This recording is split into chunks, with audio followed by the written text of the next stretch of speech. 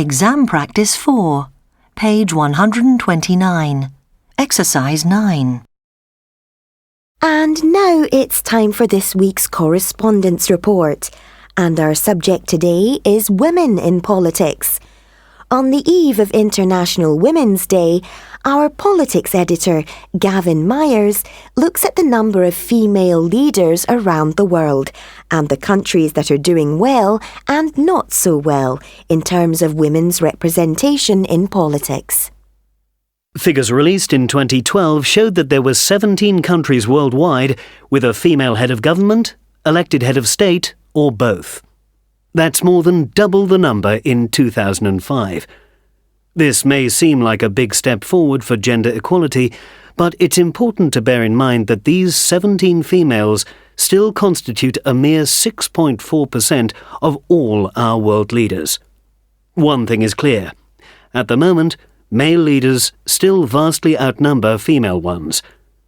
Too few of the decision-makers on the world stage are women. I'm in downtown Manhattan, outside the United Nations building in New York. One of the organizations that has its headquarters here is UN Women. A key objective of UN Women is to encourage people in countries across the world to vote for female politicians. One country where its campaigns seem to have had positive results is Kenya. Almost 20% of the seats in the Kenyan National Assembly were won by women in the 2013 election, which means that there are now twice as many females in the National Assembly as there were before the election. It also means that Kenya has caught up with the world average for women in Parliament, which, according to figures released in 2011, was 19.5%. You might think that compared to some other parts of the world, Europeans would be leading the way in gender equality. So how are we doing in Europe compared to the 19.5% international average? Well, not as well as you'd think, unfortunately. The 2011 average for European countries was only 22.3%. What's more, this figure includes the Nordic countries, which are well ahead of the rest of the world. In Finland, 43% of politicians are female, while in Sweden it's 45%. If we exclude these countries from the European figures, we end up with a slightly lower average of 20.9%, only a little over the international average. So, which of the world's countries are electing the most female representatives to their parliaments? According to a list published in 2012, the top-ranking country was Rwanda, followed by Andorra, and then in third place, Cuba.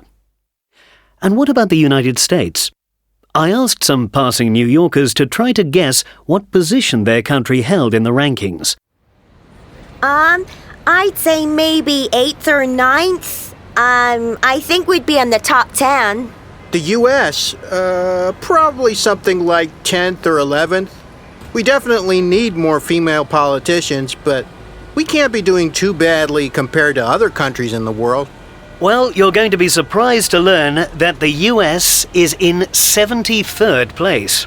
That's shocking. I had no idea we would be so low in the rankings. 73rd? Yeah, that's pretty bad.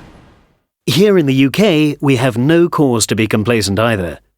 The United Kingdom is in 53rd place in the Women in Parliament Index, equal to Malawi and just below Pakistan and Senegal. Over 30 years since we elected our first female Prime Minister, women are still underrepresented in British politics. And unfortunately, this seems to be the case not only for this country, but in much of the rest of the world. Gavin Myers, World News.